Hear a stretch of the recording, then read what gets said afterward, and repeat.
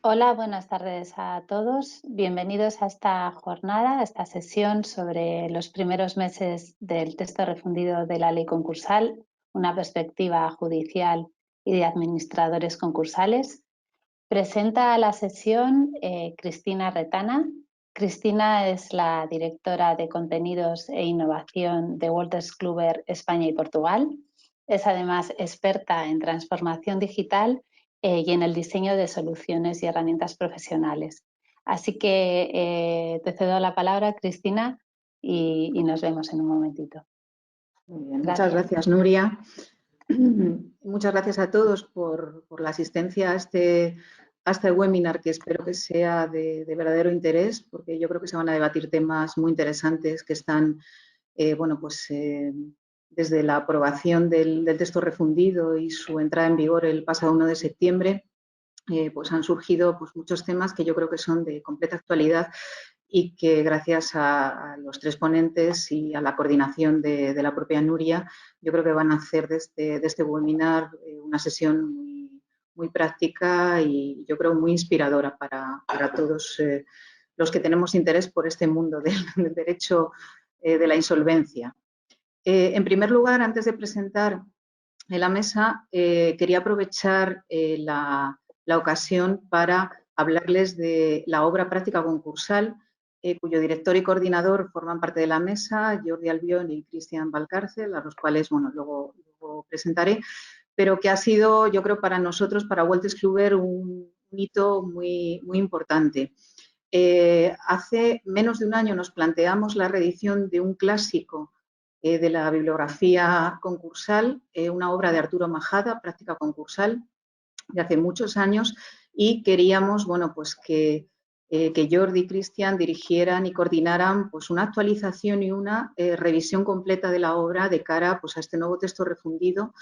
Y la verdad es que en un tiempo récord, con un trabajo brillante y yo creo que una gestión también impresionante por parte de Nuria y de coordinación de todas las personas del equipo de DWF RCD, yo creo que ha conseguido que Práctica Concursal se configure como la primera obra en salir al mercado. El pasado 23 de julio sacamos la versión digital y a finales de agosto ya teníamos la obra en papel, que conforme al texto refundido, pues trata para cada título, capítulo, sección del propio texto refundido, cuál es la interpretación, con una serie de comentarios prácticos explicativos, una serie de casos prácticos que además analizan todas las resoluciones jurisprudenciales relevantes para ir interpretando y adaptando pues, cuál debe ser la aplicación práctica de cada uno de esos preceptos y de esas secciones del texto refundido, y que incorpora pues, materiales muy prácticos como pueden ser también formularios o esquemas procesales que ayudan pues, a todo el análisis. Es una obra que ha pretendido ser eminentemente práctica, que además siempre desde el principio de su conceptualización buscamos que fuera algo que estuviera siempre actualizada. No queríamos que se convirtiera en una obra estanca y cerrada a una fecha, sino que queríamos que estuviera siempre actualizada, puesto que es un texto que va a sufrir cambios, que tenemos todavía pendiente transposiciones de directivas muy relevantes y seguro que hay normativa también modificadora de este texto refundido en los próximos meses. Y es cierto que pues, esta obra, gracias también a tener una versión digital en la biblioteca Smarteca, permite que todo este contenido, esos comentarios prácticos, esos casos, los formularios, los esquemas, sean perfectamente consultables en formato digital, con un enlace completo a todos los textos referenciados, tanto a nivel normativo como jurisprudencial, y que además haya una serie de newsletters periódicas que informan de toda la actualización con la máxima seguridad jurídica y aprovechando pues todas las ventajas que el formato digital nos aporta.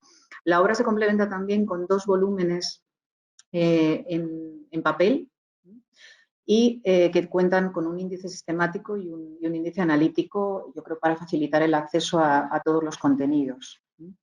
Esta obra verán en la documentación que se asocia a la plataforma y que recibirán por correo electrónico a la finalización de este webinar, Tiene 2 versiones de comercialización, la obra en papel más la obra digital, para que siempre la actualización, que era crítica en esta concepción, esté siempre accesible, o solo la versión digital.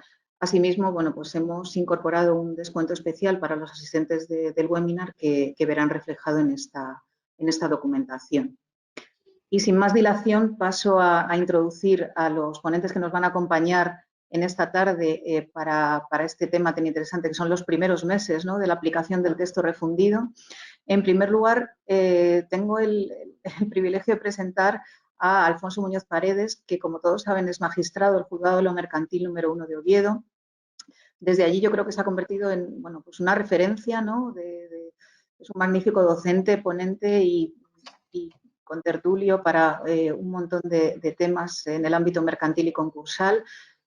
Todos sus artículos, publicaciones, charlas, ponencias y opiniones son valoradas y apreciadas por los profesionales del ámbito concursal, y yo creo que le destaca pues, las amplias dosis de pragmatismo y originalidad, unidas, por supuesto, al rigor jurídico, y yo creo que bueno, pues nos va a ayudar mucho en esta tarde a identificar pues eso, cuáles son bueno, los aspectos más relevantes de esta entrada en vigor y de estos primeros meses del texto refundido. Le acompañan los autores de práctica concursal, Jordi Albiol, director de la obra, es socio responsable en DWF RCD, lidera el área de Derecho Concursal en el despacho. Es bueno, pues un administrador concursal de gran experiencia, habiendo actuado en más de 200 procedimientos de distintas jurisdicciones en España, y es también presidente de la sección mercantil concursal y de actuaciones judiciales del Colegio de Economistas de Cataluña. Asimismo es autor de diversas publicaciones en la materia, director de la obra y por supuesto ponente habitual en cursos, seminarios y también un articulista que también apoya mucho toda la temática y su interpretación. Cristian Valcárcel es asociado del área de Derecho Concursal en DWF RCD, es el coordinador también de práctica concursal, tiene una amplia y dilatada experiencia en la materia, también habiendo sido designado en muchos ámbitos de reestructuración y concurso de acreedores, también es mediador concursal y administrador concursal, y es el coordinador de la obra y profesor también de un curso de World School de Formación, experto en Derecho Concursal. Y por último nos acompaña Nuria Meller, que ha introducido la ponencia, que va a moderar la mesa y que también para nosotros y para todo el desarrollo de práctica concursal de esta obra, que va a ser la referencia en la materia, ha sido, yo creo, la colaboradora indispensable y el nexo de unión que ha logrado que en muy poco tiempo pues, logremos tener pues, la actualización de la obra clásica de Arturo Majada en un formato digital completamente actualizable y al cual recomiendo encarecidamente su consulta. Muchísimas gracias y les dejo con esta interesante mesa. Muchísimas gracias, Cristina. Y Jordi, Cristian, Alfonso, bienvenidos y empezamos nuestra sesión. Voy a dar un poco de pinceladas de la dinámica que vamos a seguir y ya vamos a ello, ¿de acuerdo? La sesión se va a dividir en 4 rondas, las hemos definido así, son 4 temáticas que nuestros ponentes han elegido de entre los muchísimos que tienen cada uno de ellos encima de la mesa. Queremos ver esa perspectiva de Alfonso Muñoz Paredes, magistrado, de Jordi y Cristian, administradores concursales. Las temáticas son, en primer lugar, novedades del texto refundido en relación con la figura del administrador concursal. La segunda, la comunicación de la insuficiencia de masa activa, las consecuencias jurídicas con las novedades del texto. En tercer lugar, la problemática de la liquidación de activos. Y en cuarto lugar, la nueva rendición de cuentas. En cada una de esas temáticas haremos una especie de 2 rondas. Primero hablará uno de ellos y luego debatirán entre ellos 2, pero ellos saben que en cualquier momento pueden intervenir, tienen unas tarjetas azules para pedir la palabra, no queremos restar espontaneidad al evento. Y sí que es cierto que bueno, vamos a intentar ajustarnos a 15 minutos por ronda y yo cuento con unas tarjetas que también pues, cuando nos acerquemos al final del tiempo iré levantando. Y nada más, si quieren ir haciendo alguna pregunta, tienen a la derecha de sus paneles un chat para irlas escribiendo. Intentaremos al final de la sesión pues, dirigírselas a nuestros ponentes y ver lo que ellos nos responden. Entonces, vamos a ello. Y vamos a nuestra primera ronda, que es la dedicada a las novedades del texto refundido y la figura del administrador concursal. Alfonso nos va a hablar en primer lugar, antes de entrar a hablar en concreto del texto refundido, de la sentencia del 23 de junio de 2020, en relación, la sentencia del Tribunal Supremo, quiero decir, en relación con la vigencia de la disposición transitoria tercera de la Ley 2515. Después Jordi y Cristian nos explicarán, ya metiéndonos en texto refundido, algunas de las cuestiones prácticas que ellos han visto en el texto refundido y alguna cuestión de interpretación. Así que yo no hablo más. Alfonso, si te parece bien, puedes empezar y nos comentas lo relativo a esta sentencia y a las consecuencias jurídicas que tú ves en relación a esta norma. Muchas gracias y adelante. ¿Qué tal? Buenas tardes Cristina, Nuria, Jordi, Cristian. Un placer para mí acompañaros hoy en esta sesión que sirve además para presentar esa obra de práctica concursal que espero y deseo que sea el éxito que merece. Bien, nunca he creído en eso de empezar despacio, así que qué mejor que comenzar con algo que preocupa tanto a los administradores concursales como la tan traída disposición transitoria tercera de la Ley 25/2015. Sabemos que ha habido una novedad jurisprudencial y podía haberla habido, que no la ha habido, legislativa, porque el texto refundido en principio no ha tocado la vigencia de la disposición transitoria tercera. La novedad jurisprudencial, todos la conocemos, la sentencia de 23 de junio del 2020, que viene a dar validez a una especie de aplicación retroactiva, aunque el propio Tribunal Supremo niega que esté haciendo una aplicación retroactiva de la disposición transitoria tercera, pero lo que viene es a limitar con efectos hacia el pasado el cobro, quizás también el devengo, de derechos retributivos en fase de liquidación de la administración concursal.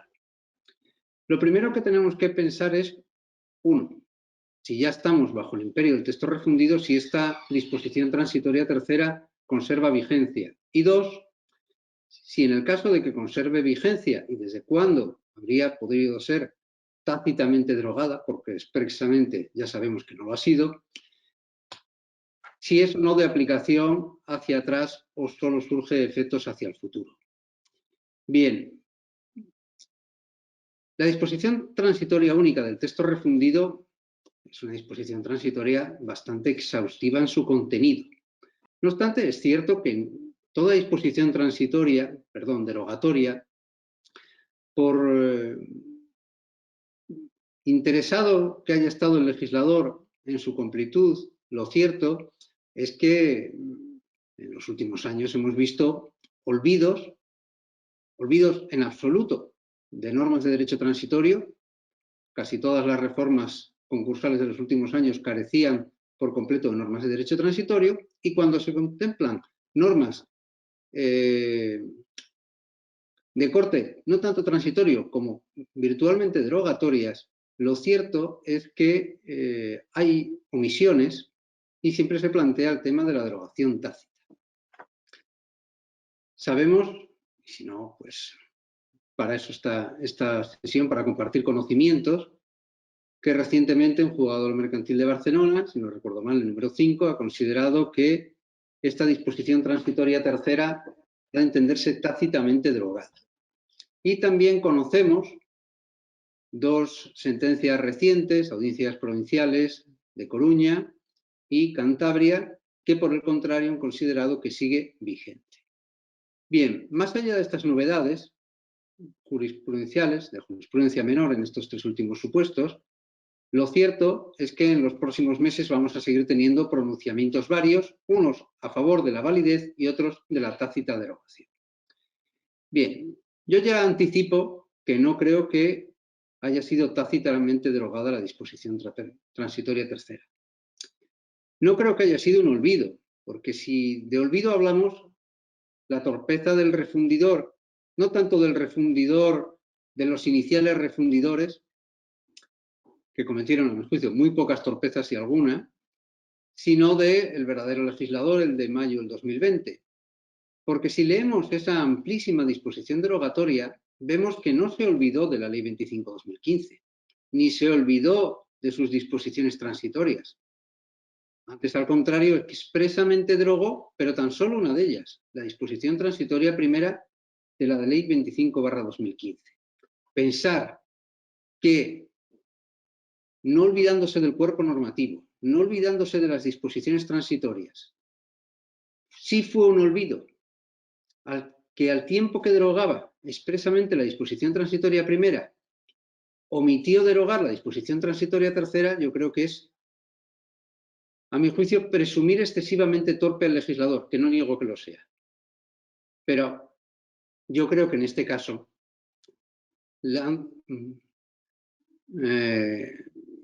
el legislador no quería derogar la disposición transitoria tercera. ¿Por qué no quería derogar la disposición transitoria tercera?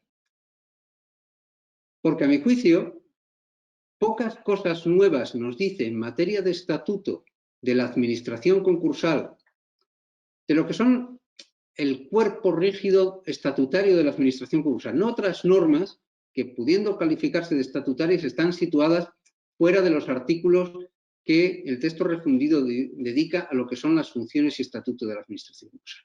Si comparamos régimen retributivo en el texto refundido y régimen retributivo en la ley concursal, a mi juicio hay muy pocos cambios, por no decir prácticamente ninguno. Y si con la vieja ley, que ya la podemos calificar de vieja, convivía pacíficamente la disposición transitoria tercera, no veo inconveniente para que siga conviviendo pacíficamente con las normas del texto refundido. Claro está que esa convivencia pacífica tornará prácticamente imposible cuando se produzca ese anhelado desarrollo reglamentario de la Ley 17/2014 o cuando tengamos el anhelado nuevo arancel, si es que alguna vez lo llegamos a ver.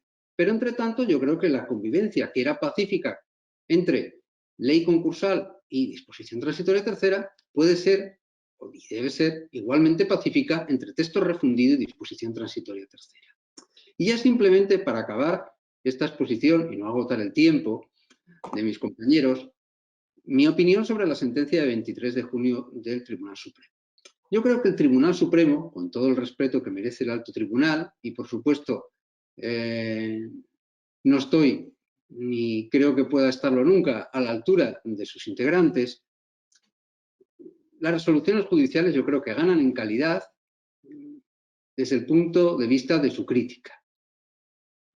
Soy consciente, además, que los magistrados del Tribunal Supremo siempre aspiran a depurar con el tiempo sus pronunciamientos y que para ello se embeben de la crítica, hacen autocrítica y es muy frecuente que esa depuración consiga nuevos enunciados jurisprudenciales con mejor perfección jurídica.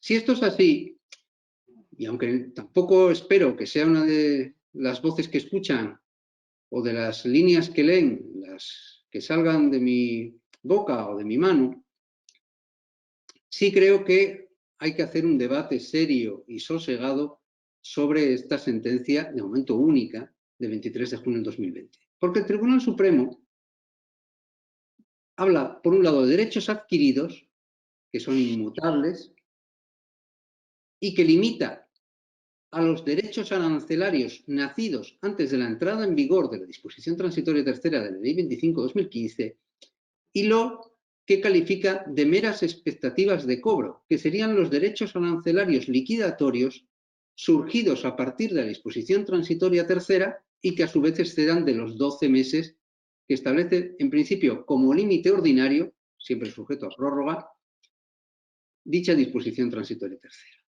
Si esto es así, yo discrepo ya de base, porque a mi juicio no estaríamos ante meros derechos en expectativa de cobro o expectativas de cobro, como dice realmente el Tribunal Supremo, sino de derechos nacidos que están en situación de expectativa de cobro. Si esto es así, si el derecho ya ha nacido y si el propio Tribunal Supremo nos dice que se va adquiriendo a medida que se devenga y se devenga mes a mes, según la doctrina consolidada del Tribunal Supremo, No acierto ver la diferencia entre los derechos adquiridos como categoría antes de la vigencia de la disposición transitoria tercera y los derechos adquiridos como categoría distinta tras la vigencia de la disposición transitoria tercera. A mi juicio, lo único que diferencia un derecho de otro es si se ha llegado efectivamente a cobrar o no, pero tan devengados están unos como otros. Luego, alguna medida correctora de esta jurisprudencia deberemos establecer cuando tenemos derechos arancelarios de la administración concursal, muchas veces sustentados en un auto firme del juez y que además pacíficamente se han ido calculando y anotando en los sucesivos informes trimestrales de liquidación, a veces durante años, y que no se han podido cobrar no por negligencia de la administración concursal, que qué más quería que poder cobrar sus emolumentos, sino porque hay otros créditos contra la masa que o bien son preferentes o la administración concursal, muchas veces en su propio perjuicio, ha preferido anticipar. ¿Cuántas veces se olvida por la administración concursal sus derechos de cobro para tutelar derechos de los trabajadores? O para conseguir engrasar la mecánica concursal anticipando otros derechos de cobro, incluso en perjuicio de sus propios honorarios. Luego, creo que no estaría de más que hiciéramos una reflexión e intentáramos aplicar esta jurisprudencia que emana de la sentencia de 23 de junio del 2020 con cierta cautela para no herir más aún la sensibilidad retributiva de la administración concursal, que ya bastante ha sufrido en los últimos tiempos.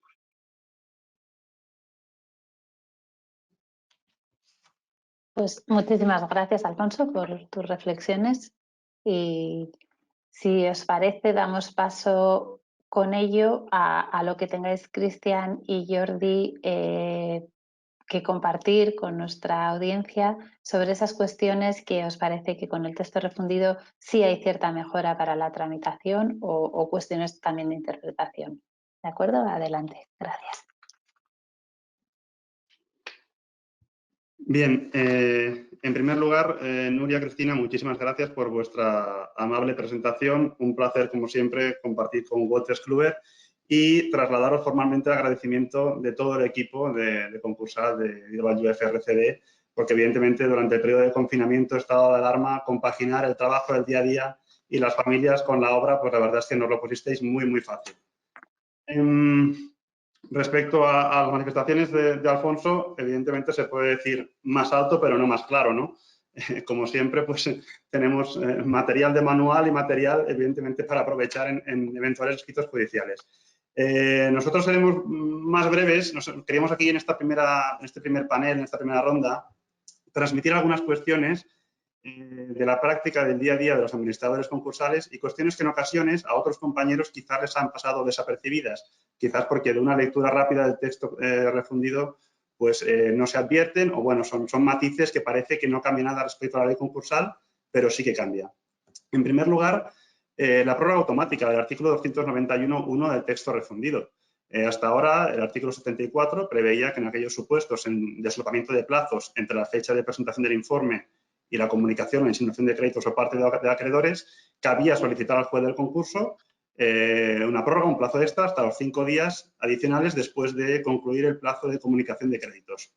Era un trámite formal que se solicitaba al juzgado y la mayoría de juzgados, salvo una excepción quizás por cuestiones excepcionales, siempre se aprobaba. Tengamos en cuenta ahora que esta prórroga es automática. El 291 nos habla de que en el solapamiento de plazos la prórroga es automática. Solapamiento de plazos que en todos los procedimientos abreviados se da, pues desde que acepta el administrador concursal, si en el plazo de un mes tiene que presentar el informe y todavía no se ha publicado el BOE, el solapamiento de plazos es inevitable. Insistimos, es un caso, un supuesto que evita papeleo en los juzgados, por lo tanto, bienvenido sea y entendemos que es una matización, un ok del refundidor.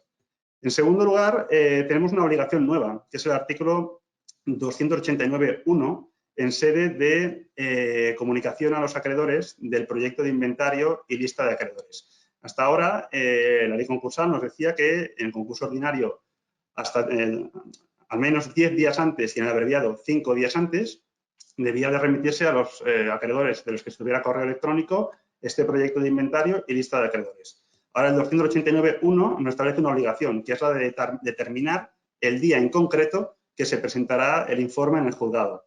Creemos que también es positivo. ¿Por qué? Porque en ocasiones los acreedores evidentemente no controlaban los timings del procedimiento, desconocían qué plazos tenían para realizar observaciones, justificar créditos, etcétera.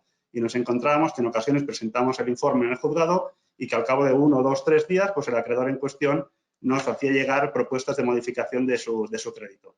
Con el matiz del 289, pues entendemos que se evita también litigiosidad, se evitan evidentes incidentes concursales y se evita también al menos modificaciones de textos definitivos. Por lo tanto, otro matiz del refundidor que es positivo. Encontramos también una diferencia en el artículo 120.4.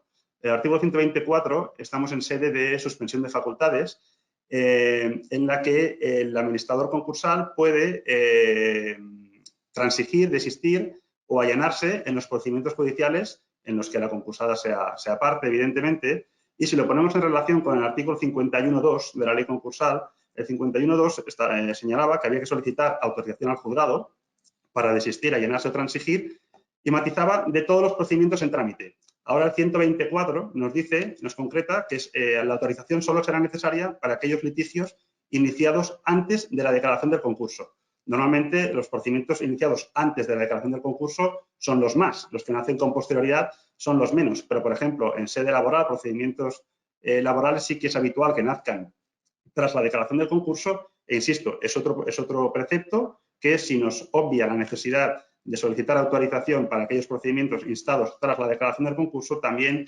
evita papeleo, también suma en términos de menos molestar al juzgado, menos trámites absurdos y más con la que nos viene encima, en principio, a partir del año que viene, en cuanto se levante la moratoria concursal.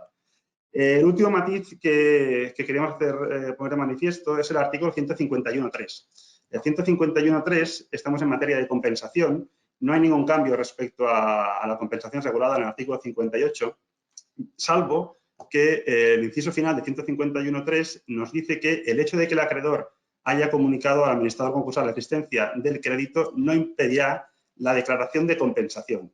¿Por qué vemos que es interesante? Porque existía alguna postura de algunos administradores concursales que venían a sostener que cuando el acreedor comunicaba su crédito y no solicitaba la compensación y no se aplicaba de oficio, la administración concursal optaba por reconocer en el pasivo el crédito en cuestión y a la vez reconocía en el inventario un saldo deudor en favor de la concursada.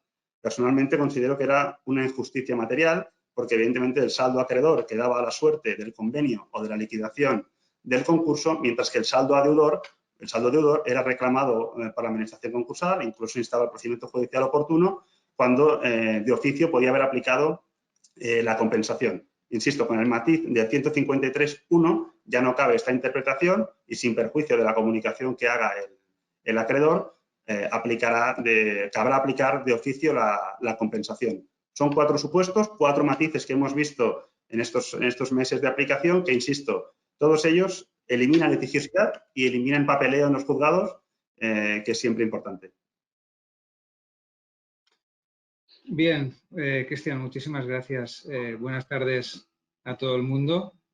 Si me permiten también con carácter previo, aunque Cristian ya lo ha manifestado, yo debo sumarme a los agradecimientos expresados. En primer lugar, lógicamente, la editorial, como dice Cristian, nos lo ha puesto muy fácil, a pesar de las dificultades que el proyecto entrañaba por la limitación temporal, porque teníamos poco tiempo, porque además no sabíamos cuándo aparecería el famoso texto refundido, se iba moviendo de semana a semana, para adelante, para atrás, ahora corre, ahora espera, lo cual las dificultades existían, pero nos lo pusisteis realmente muy fácil.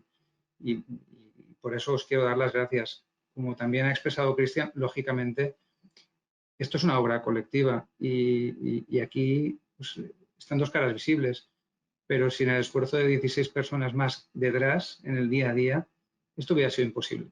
Y lo afrontaron desde el primer día con muchísima ilusión y con muchísimas ganas. Por lo tanto, yo, lógicamente, se lo tengo que agradecer a mi equipo. Y en tercer lugar, si me permitís también, Alfonso, en un acto tan importante, tan trascendente para nosotros, al menos a mí personalmente me llena de orgullo poder compartirlo contigo y poder departir y charlar un rato, pues lógicamente es un placer escucharte.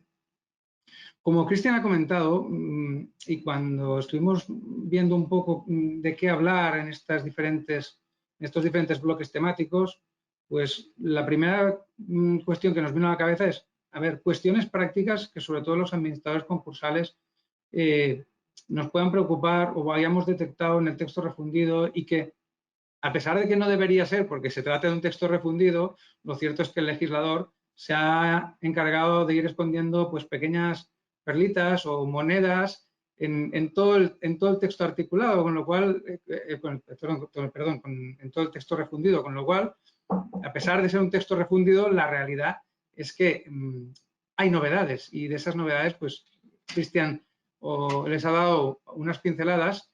Yo querría añadir una más, también de orden práctico, que en este caso sí que, y aprovechando además que está Alfonso aquí, yo creo que sí que puede dar lugar a debate porque así como las cuestiones que hasta ahora ha planteado Cristian parece que nos suscitan dudas, la que les voy a comentar a continuación a mí sí que me suscita dudas. No sé si es un error del legislador, no sé si es que yo no lo entiendo, pero a mí me suscita dudas.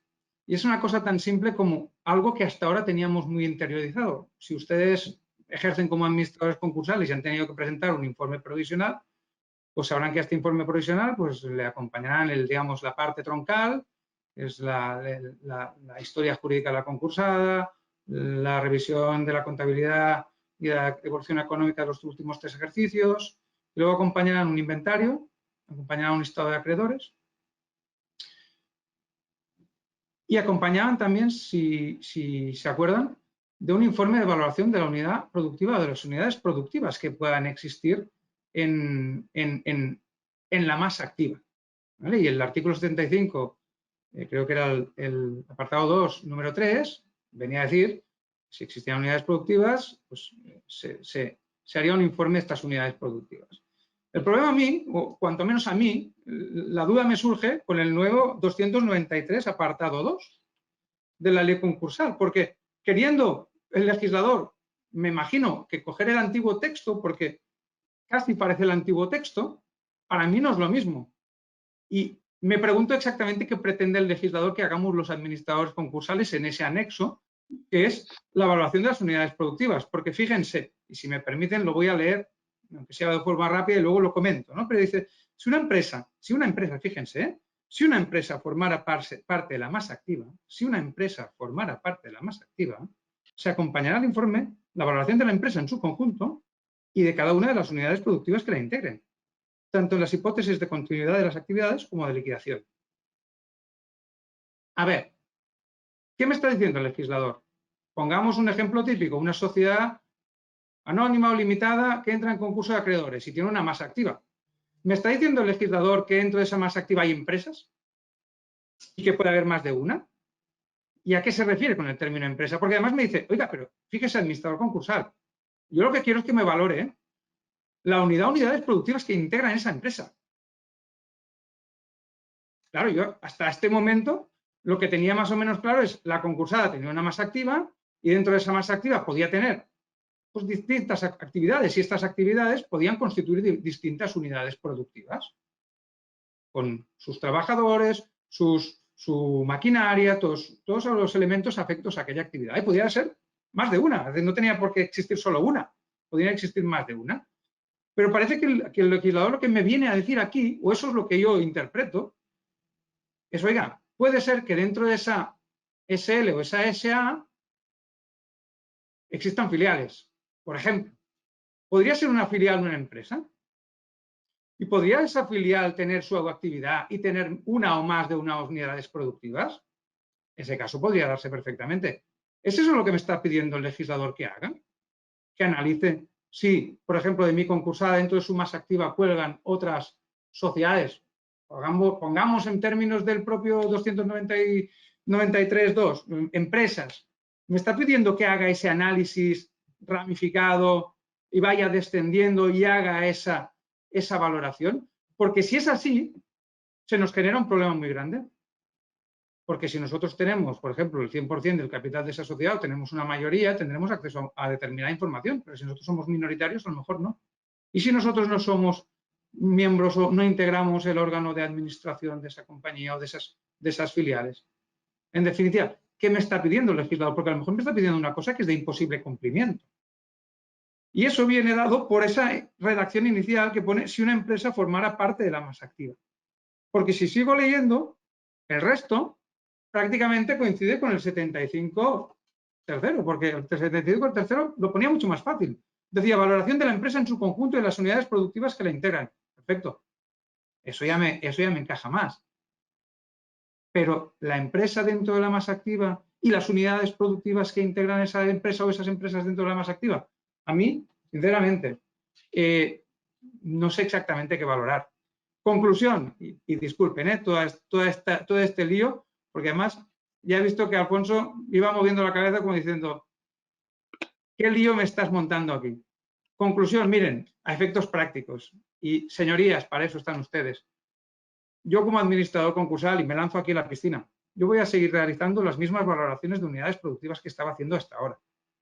Hasta que alguien me diga, con más conocimiento de causa que el mío, me diga lo contrario. Porque es que no soy capaz de alcanzar a entender o comprender qué es lo que me está pidiendo el legislador en ese apartado 2 del artículo 293. Pero se lo comento para que vean ustedes, porque nosotros sí que hemos tenido que bucear en el texto refundido por razones más que obvias, que te encuentras con estas cuestiones que aparentemente parecen inocuas, parecen inofensivas, pero que te pueden generar problemas prácticos de gran calado. Porque recuerden ustedes que como administradores concursales tenemos que elaborar el informe, tenemos que hacerlo bien e incorporar en ese informe lo que nos pide el legislador en la ley concursal o en el texto refundido.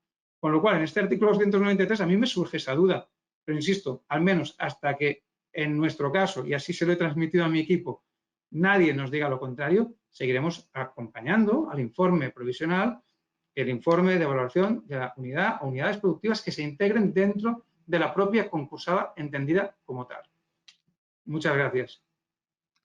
Gracias a ti, Jordi. Alfonso, No esperaba, por favor, Alfonso, danos un poco de luz. Eso, sí, por alusiones Jordi, creo que te en toca. términos futbolísticos me la has dejado perfecta para el remate. Esto me recuerda cuando yo iba a la facultad y había algunos profesores, en este caso era un examen de Derecho Administrativo, y el profesor era el que era, a su vez, presidente del Tribunal Superior de Justicia de Asturias, don Eduardo Gota. Y le preguntó a un compañero mío de carrera, la pregunta era, la Ley 62/78 de Protección Jurisdiccional de los Derechos Fundamentales. Y mi compañero dice, entonces, y lo frena en seco y le dice, a ver, ¿cómo empieza usted un examen oral con un entonces? Lo más difícil, cuando uno comienza a hablar, son las primeras palabras. Y cuando uno comienza a escribir, también son los principios de las frases. Y el legislador, en este ansia de mejorar la dicción y la técnica jurídica de los preceptos, hay veces que creo que se ha visto en la obligación de retocarlos todos. Y había algunos que eran o bien de difícil mejora, o bien, esto pasa como las casas viejas, unas se sujetan a otras, y si derrumbas una, caen todas detrás. Y hay veces que vale más no reforzar la estructura o, si acaso, tirarla entera. Hacer parcheados en los preceptos es muy difícil. Y si es ya la frase inicial, dificilísimo. Yo aquí postularía un borrado de esas primeras palabras, como si no existieran. Si una empresa formara parte de la masa activa, es que, no sé, si don Joaquín Garrigues, por decir nuestro mercantilista más ilustre, levantara la cabeza, se llevaría las manos a ella porque la indefinición es total. Pero me ha hecho gracia que saques la pregunta porque esta semana me ha llegado un correo electrónico de un administrador concursal de aquí de Asturias con la misma pregunta y planteándose estas hipótesis. Quien me la planteaba era un letrado, pero quien le trasladaba todas sus inquietudes era un auditor. Porque yo creo que un jurista haría una lectura más simplista y más continuista de la norma, pero vosotros que estáis más acostumbrados a ver estas estructuras a veces sobredimensionadas, con filializaciones, etcétera, hay veces que buceáis incluso más que los juristas en la norma, en estas realidades societarias. Y por eso me ha hecho gracia. Y me planteaban varias opciones interpretativas y yo las deseché todas. Y le dije, mira, me sentía un tanto vulgar en la interpretación que yo le decía, pero es que es la que siento, que todo sigue igual. Que si tú dentro de la concursada tienes una unidad productiva o varias unidades productivas, que las valores. Pero para que veas las posibles interpretaciones, me llegaban a decir, esto es una distinción en función de que el concurso sea persona física o jurídica, y si es una persona física que ejerza una actividad empresarial, o si es una persona jurídica que a su vez sea tenedor de acciones de otras sociedades filiales. Yo no creo que el legislador quisiera ir tan lejos. Y si quiso hacerlo, fue muy torpe. Luego, yo creo que aquí casi más valdría comenzar con, en su caso, porque no siempre tienes unidades productivas a valorar. Pero esto de que si una empresa formara parte, no, es que precisamente lo que está concursado es una empresa. Cuestión distinta es que se pueda trocear en varias unidades productivas autónomas. Pero yo ya le digo, no le daría más vueltas interpretativas a este precepto. Siento ser un poco simplista y continuista, pero lo anterior, si tratamos de profundizar más y de darles más sentido a las normas del que a mi juicio a veces merece, creo que complicaríamos mucho en este caso el trabajo de la administración concursal.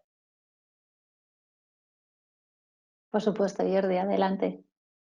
Es que, Alfonso, muchas veces la interpretación más simplista es la que acostumbra a ser la válida. Yo estoy de acuerdo contigo. Yo creo que el legislador en ningún caso está pensando en filiales que cuelgan, en personas físicas con actividad o sin actividad empresarial. Yo creo que al final el refundidor está diciendo, oye, es verdad, acordaros que tenéis que acompañar el informe de valoración de las unidades productivas.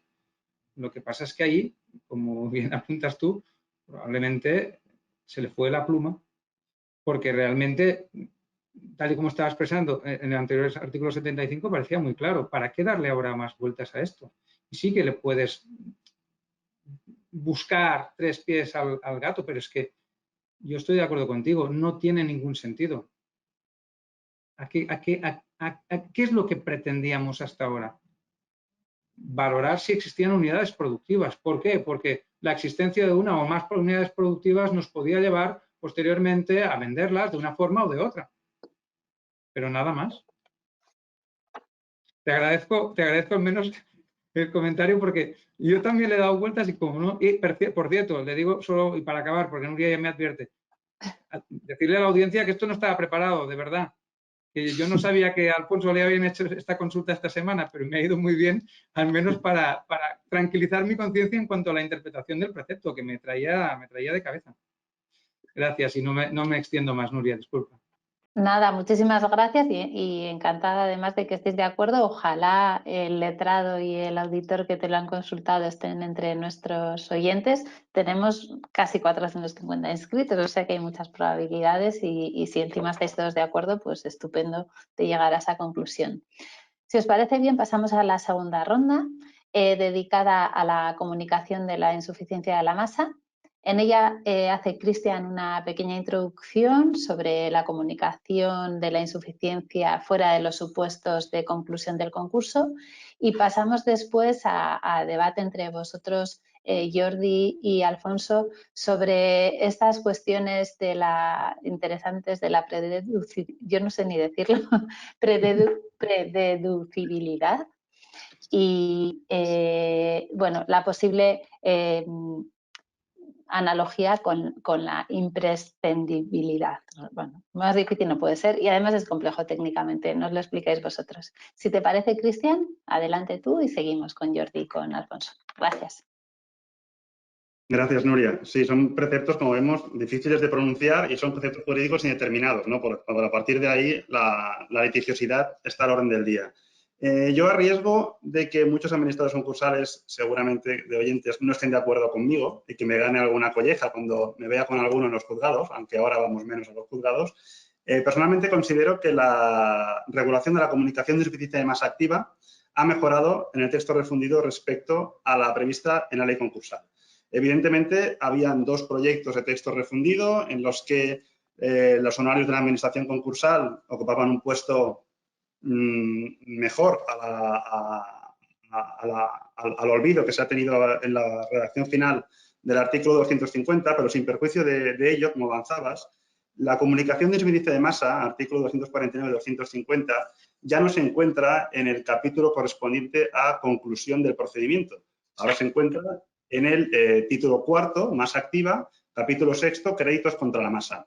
Existía una postura de varios juzgados, varios juzgadores, que entendían que la comunicación de insuficiencia de masa activa implicaba ipso facto solicitar la conclusión del procedimiento. Y, de hecho, cuando comunicábamos este hecho, cuando comunicábamos la insuficiencia de masa activa, la previsión para poder hacer frente a los créditos contra la masa devengados, se nos requería para presentar, insisto, de inmediato la conclusión del procedimiento. Este hecho era imposible, ya fuera porque quedaban activos por liquidar, porque habían procedimientos judiciales en marcha que podían tener su reflejo tanto en la masa activa como en la masa pasiva, porque hubieran relaciones laborales pendientes de resolver, etcétera, etcétera.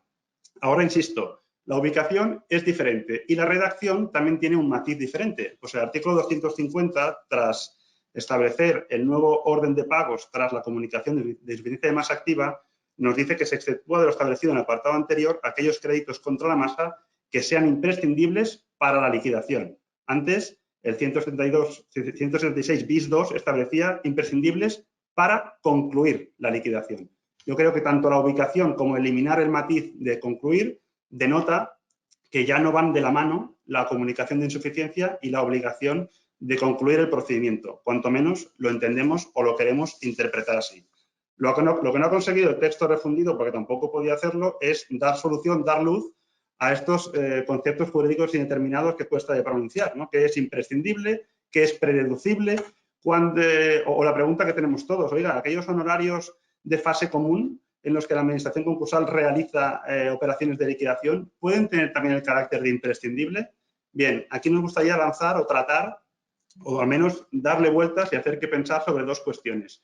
Si cabe considerar honorarios de la administración concursal como prededucibles en escenarios en los que todavía no se ha hecho la comunicación de insuficiencia de masa activa del artículo 249 y, como decía, si honorarios de fase común pueden tener la consideración de créditos imprescindibles, como nos dice ahora el 252, imprescindibles para la liquidación, insisto, no para concluir la liquidación. Y doy paso a los que saben, a Alfonso y Jordi. Alfonso, por favor. Venga, pues gracias por darme vez. Jordi.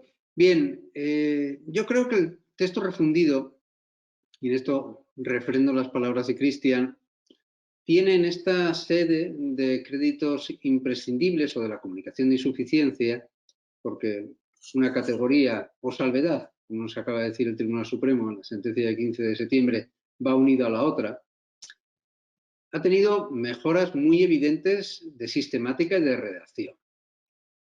La deficiente sistemática de la Ley 38/2011, cuando se introdujo el 176 bis, dio lugar a pensar no solo a profesionales del otro lado de la justicia, es decir, no solo a abogados, auditores, economistas, censores, etcétera, que la comunicación era preludio y preludio casi inmediato de la conclusión, sino que muchos jueces, muchos compañeros míos defendían con vigor que comunicación y conclusión, en cuanto estaban situadas en dos apartados seguidos, consecutivos del 176 bis 2, iban la una de la mano de la otra. Y sinceramente nunca lo vi así. creo que era, y así lo he dicho por escrito y de forma oral en multitud de ocasiones, el legislador, cuando hace ese injerto normativo en el año 2012, en enero del 2012, que entra en vigor, mezcla impropiamente dos instituciones distintas. La comunicación, que simplemente marca el inicio de un nuevo régimen de pago de créditos contra la masa, y la solicitud de conclusión, que tiene que ser necesariamente posterior, primero, al acto procesal de comunicación y segundo, al acto material de realización de los bienes, porque así lo exige el apartado tercero del ahora derogado 176 bis 2, apartado 3. Bien. Yo siempre pongo el mismo ejemplo. Uno de los primeros concursos en los que en mi juzgado se comunicó la situación de insuficiencia, estuvimos años bajo un régimen de insuficiencia hasta que se consiguió liquidar el activo. Y no solo se llegó a pagar además créditos contra la masa, porque la situación de insuficiencia, aunque el legislador no lo aclare, es reversible. Puede no serlo, pero ontológicamente es reversible, porque hay muchas veces que la comunicación de insuficiencia responde a una situación de iliquidez transitoria.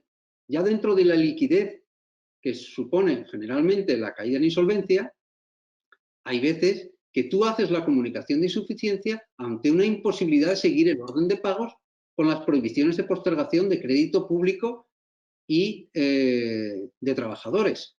Y ante esta situación haces una comunicación de insuficiencia.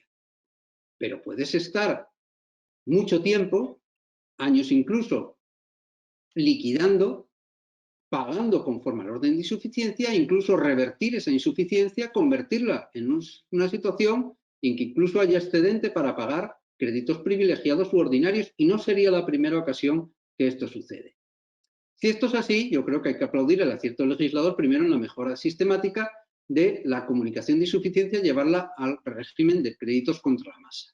Segundo, creo que también es un acierto del legislador, uno, haber mejorado la redacción haciendo acopio de la jurisprudencia emanada del Tribunal Supremo.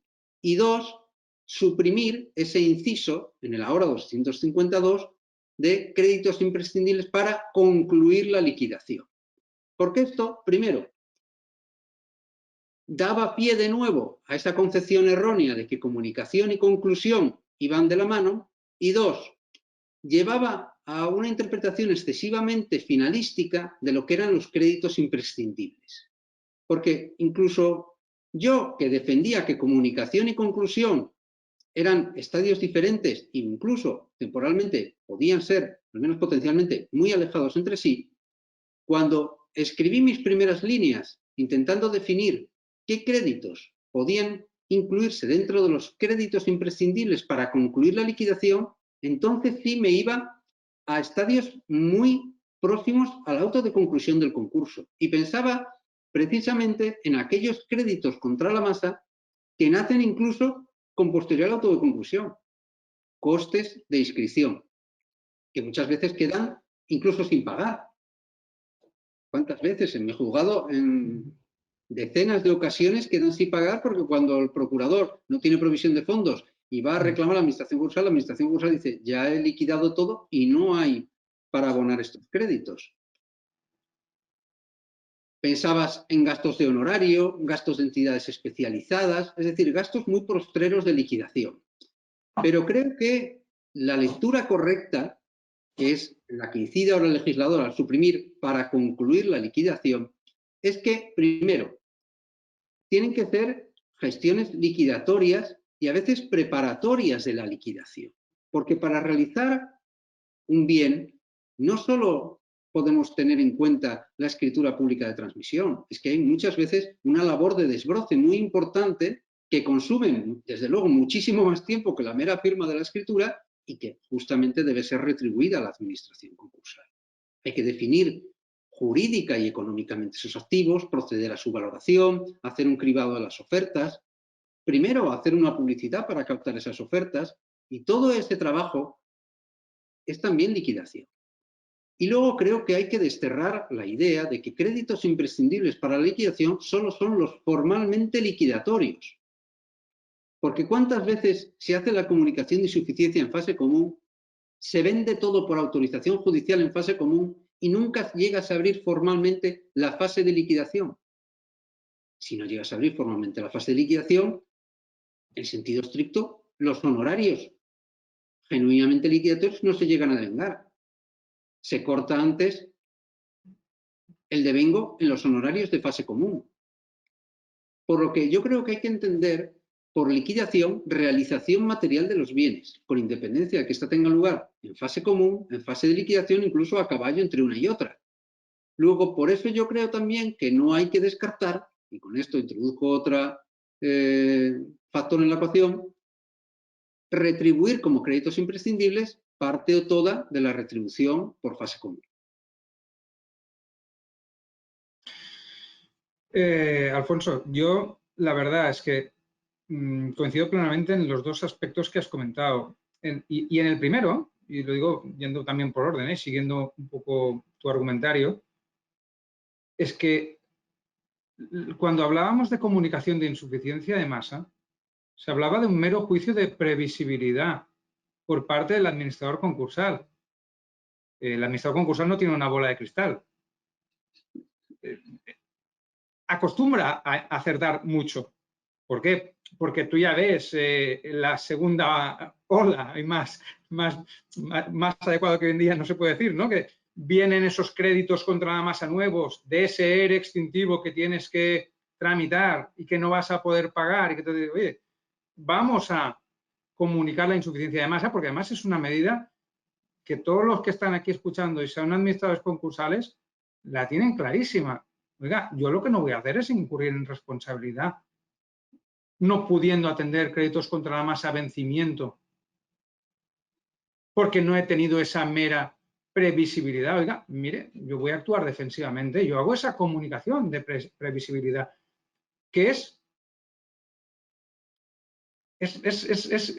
posible que puedas deshacer. ¿Complicado? Sí, en la mayoría de casos no va a suceder, pero no es imposible. Y podrían llegar a atenderse todos los créditos contra la masa. Entiendo la postura del legislador en su día, si usted ya sabe que no va a pagar todos los créditos contra la masa, no hagamos el concurso más ineficiente, pero es una cuestión que el administrador concursal a veces se plantea como algo meramente estratégico. Oiga, mire, yo tengo aquí una empresa con 100 trabajadores y mire, yo creo que hay una unidad productiva muy clara y muy delimitada con 48 trabajadores, porque hay una parte de la plantilla que no la voy a poder incorporar en esa unidad productiva, pero la otra sí, y eso tiene un valor. Miren, yo no voy a poder seguir manteniéndoles a todos ustedes sus nóminas. Yo tengo que activar un expediente de regulación de empleo, pero no lo voy a hacer por el 100% de la plantilla, voy a hacerlo por una parte. ¿Y qué hago con los otros 48 que yo creo que pueden estar dentro de una unidad productiva? Pues oiga, lo que quiero es mantener esa unidad productiva en funcionamiento. Y si para mantener esa unidad productiva en funcionamiento necesito pagar las nóminas a estos señores con los límites que me marca el artículo relativo a la insuficiencia de masa, pues lo tengo que hacer. Y esa no es una cuestión de voy a concluir o no voy a concluir, es una cuestión estratégica de salvaguarda de masa activa. Con lo cual no tenía ningún sentido esa interpretación literal tan estricta de usted comunica insuficiencia, usted tiene que concluir. Porque lo mismo que has comentado tú de una liquidación que se alargó en el tiempo, nosotros como administradores concursales de estas hemos tenido muchísimas y lo hemos adoptado como un sistema meramente estratégico. En primer lugar, de protección de responsabilidad, como tiene que ser. Oiga, mire, yo tengo que estar tranquilo en mi conciencia de a quién pago y por qué orden pago. Y si lo tengo que alterar, tiene que ser porque yo estoy convencido de que eso es imprescindible. Yo ya rendiré cuentas cuando toque de si eso era imprescindible o no y será una cuestión de interpretación. Yo defenderé en mis argumentos el por qué considere que aquello es imprescindible. Pero yo tengo que poder alterar ese orden de pagos. Y además, si eso me sirve para proteger a la masa activa y, en definitiva, a la masa pasiva, generándole menos gasto y a lo mejor generándole un mayor incremento de valor a la masa activa, creo que es absolutamente claro que se tiene que defender así. Y el legislador yo creo que ahora sí que parece que lo deja mucho más claro en el texto refundido. En cuanto al tema de honorarios, también converjo contigo en la interpretación de que no solo los honorarios de liquidación pueden ser imprescindibles, los honorarios de fase común también. Pero yo incluso voy un poco más allá, si me permites. Porque el ejemplo que das tú es, yo vendo, por ejemplo, la mayoría de activos en fase común o vendo unidad productiva con todos los activos en fase común, no me queda nada y ya no ni siquiera abro liquidación. Pero puede ser perfectamente que nos encontremos en un supuesto mixto. Yo vendo parte de los activos en fase común, vendo parte de los activos, por ejemplo, adscritos a una unidad productiva, pero me quedan otros activos que a lo mejor no forman parte de esa unidad productiva y que luego además en fase de liquidación los vendo. Ahí podría justificar tanto honorarios de fase común y de liquidación, pero es que además los de fase común, si vamos a la tan manida sentencia del Tribunal Supremo de la obtención de numerario, hay una parte de la frase a la que nadie le presta atención, que es a la liquidación y pago. Esa segunda parte, el Tribunal Supremo, si realmente el Tribunal Supremo solo quería justificar honorarios imprescindibles cuando seamos capaces de acreditar que hemos obtenido un numerario, se habría cortado la frase en ese punto. Pero habla de liquidación y pago. ¿Qué es la liquidación y pago? Al final es maximizar el precio de los activos, pero no solo eso, conseguir que los acreedores obtengan la máxima satisfacción. Y la máxima satisfacción, y esa es al menos una interpretación que yo voy a defender y voy a intentar defender de aquí en adelante y luego veremos quién me la compra y quién no, es que no solo se obtiene en base a ventas de activos, se obtiene en base a reducción de pasivos, en base a reducción de créditos contra la masa que estoy evitando. ¿O es que yo sí soy capaz de cerrar un ERE con un periodo de consultas de voy al juzgado con acuerdo, autoridad laboral, cierre en 15 días y a lo mejor me he ahorrado un mes y medio o dos de salarios? ¿Eso no es beneficio para la masa pasiva? ¿He obtenido un numerario? No. ¿Lo he hecho en fase común? Sí. ¿He conseguido una mayor satisfacción de mis acreedores o los acreedores de la compañía? Sí. ¿He contribuido a mejorar la liquidación y pago a los acreedores? Sí. Oiga, pues eso, ¿por qué no se me reconoce? Con lo cual, creo que hay argumentos, yo creo que cada vez más sólidos para defender, y yo sé que tú eres uno de los convencidos, a ti no te tengo que convencer porque sé que en ese barco te has montado y además con argumentos muy, muy sólidos. Hay muchas fórmulas para intentar incorporar honorarios de fase común como imprescindibles. Eso tampoco significa barra libre, ni mucho menos. El administrador concursal tiene que ser un administrador concursal eficiente y que haga su trabajo de forma eficaz y eficiente. Y esa eficacia y eficiencia tiene que demostrar que efectivamente está suponiendo un ahorro para la masa. Y que con todas sus actuaciones, oiga, mire, yo presento los impuestos a tiempo, a mí no me han sancionado, no me han aplicado recargos. Oiga, todo lo que estoy haciendo es en beneficio de los acreedores. Si es en beneficio de los acreedores, es lógico que yo esté contribuyendo a una liquidación y pago más adecuados. Y si eso es así, eso de alguna manera se tiene que retribuir. Si es en fase común, en fase común. Si es en fase de liquidación, en fase de liquidación. Y si se producen ambas fases, pues oiga, en ambas fases. Porque al final, tampoco es que venga aquí a enarbolar la bandera de la defensa de la dignidad del administrador concursal, pero es cierto que estamos día sí, día también intentando justificar un trabajo que estamos haciendo de la mejor manera posible, cada uno conforme a sus posibilidades, y que tengamos que estar todo el día justificando el por qué, como profesionales que somos, tengamos que ser o no retribuidos. Con lo cual yo creo que las dos ideas que has planteado me parecen súper válidas y creo que tenemos que trabajar todos en esa línea.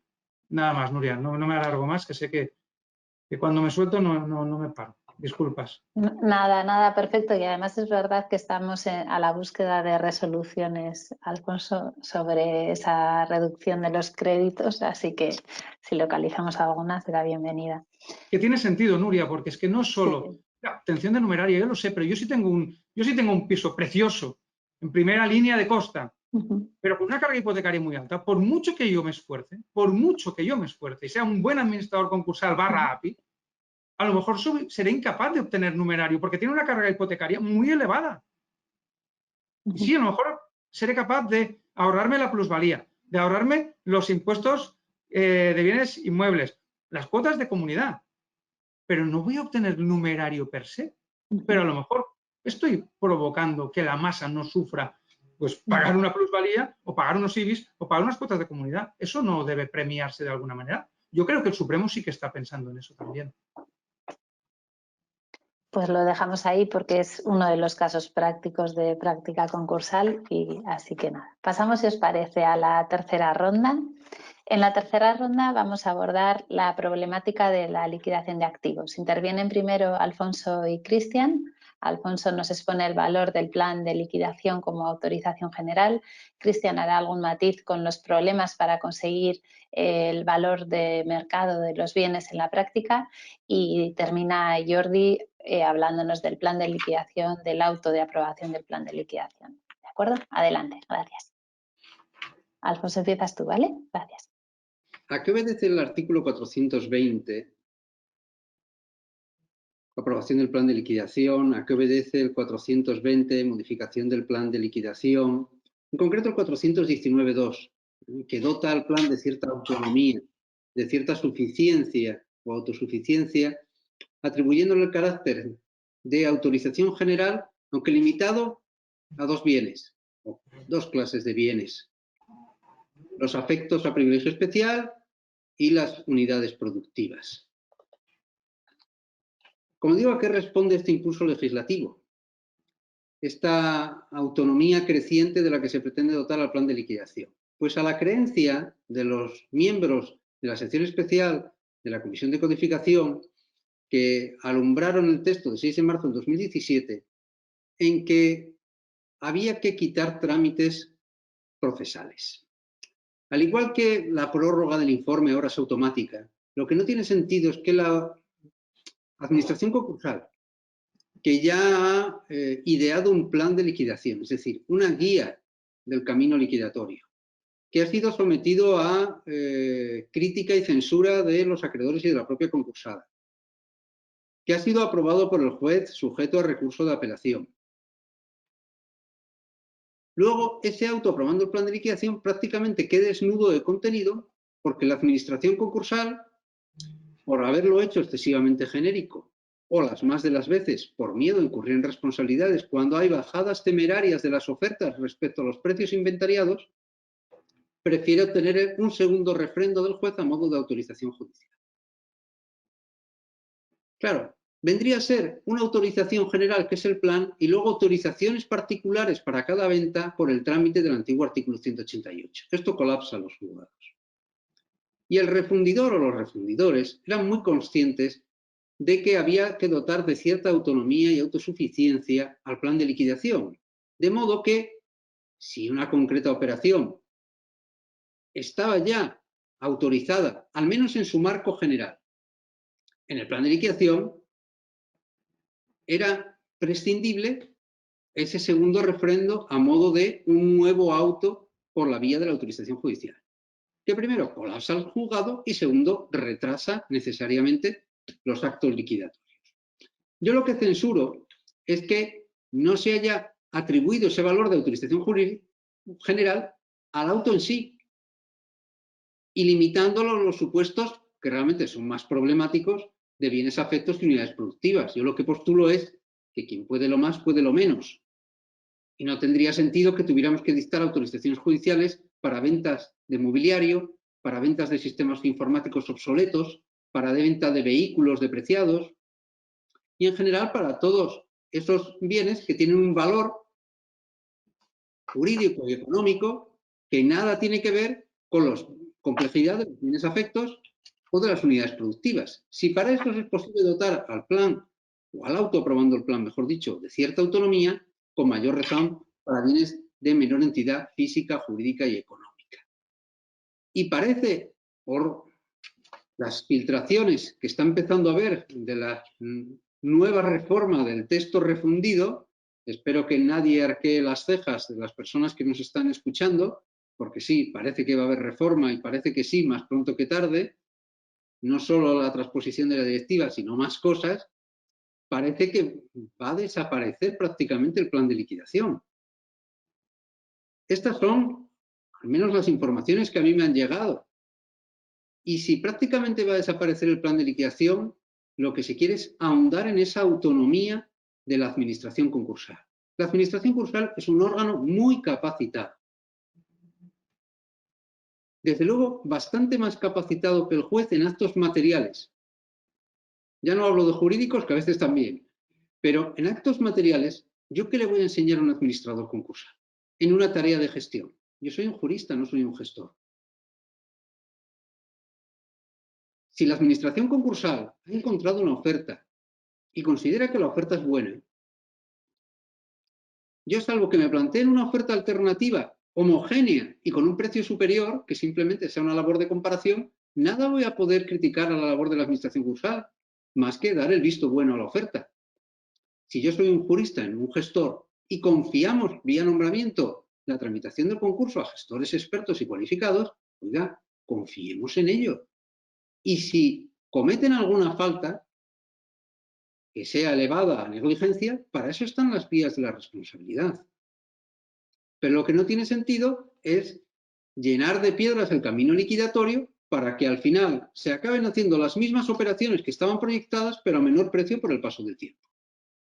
Luego, creo que tenemos que ir en ese camino de autonomía de liquidación para la administración concursal. Lo que no pueden es estar constantemente pidiendo permiso al juez del concurso para actuar.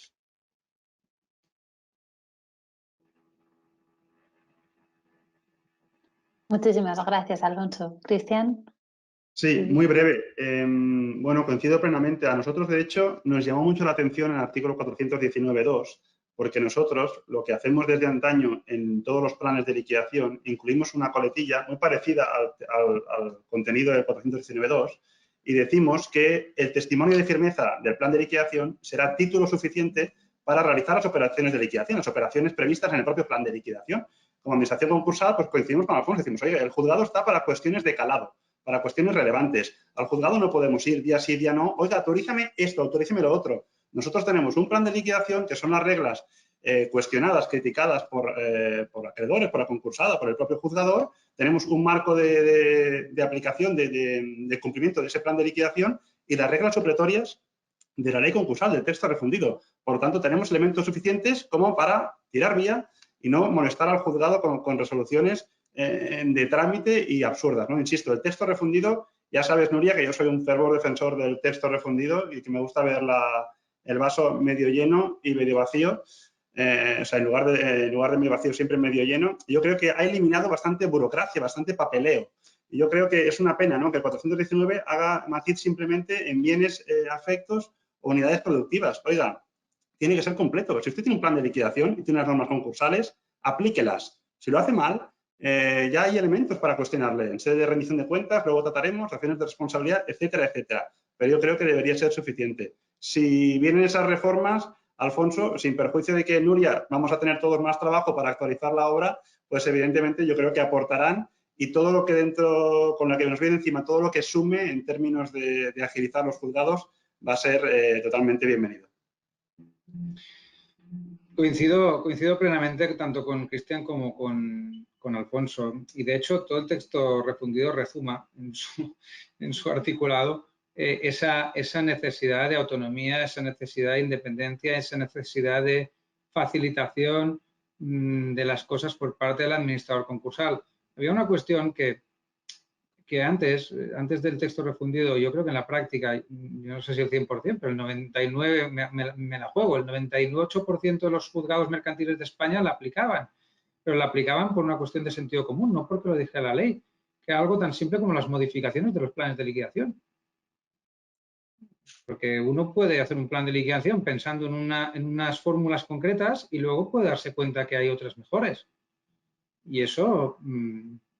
Antes, las modificaciones de los planes de liquidación, los administradores concursales las solicitábamos a los juzgados y los juzgados con absoluta sensibilidad y exquisitez daban traslado a los personados y si nadie objetaba y entendían que era una modificación procedente, se modificaba el plan, pero no porque la ley concursal preveía la posibilidad de modificar el plan de liquidación. Ahora el artículo 420 del texto refundido sí que específicamente lo indica, con lo cual ya busca facilitar hasta el máximo extremo esa labor de la administración concursal, y que sí que es cierto que se tiene que tramitar esa modificación del plan, se tiene que dar traslado, etcétera, etcétera, pero agiliza el hecho de poder derivar esa, porque antes era tan simple, es que mire, yo creía que con 6 meses de venta directa de esos activos tenía suficiente, pero ¿sabe qué ha pasado? Que hemos tenido COVID y el mercado se ha parado. Necesitaría quizás 6 meses más.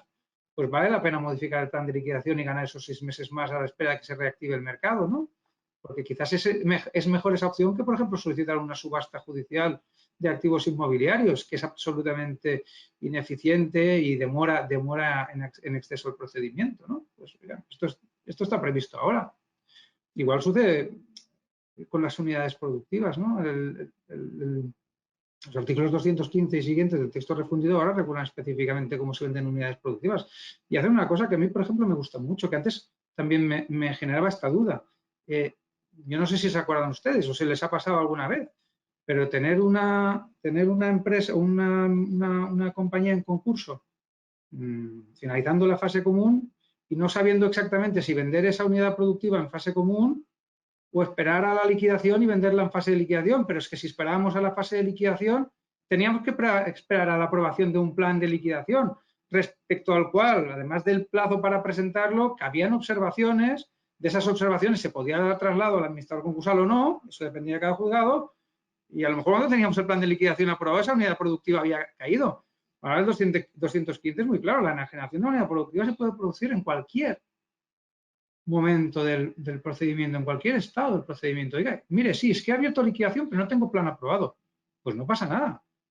Yo solicito una autorización al juzgado, articulo un proceso de venta que puede ser perfectamente extrajudicial, funciona en la mar de bien, hay muchos y variados, hay cada uno y cada maestrillo tiene su librillo. A uno le gustará más un tipo de proceso con entidad especializada, a otros les preferirán pues ir a una subasta notarial, a otros utilizar la web de procuradores. Son diferentes procedimientos, pero que agilizan muchísimo más todo lo que son las liquidaciones ahora. Eso sí, tengan en cuenta, solo simplemente se lo doy como pincelada, una cuestión.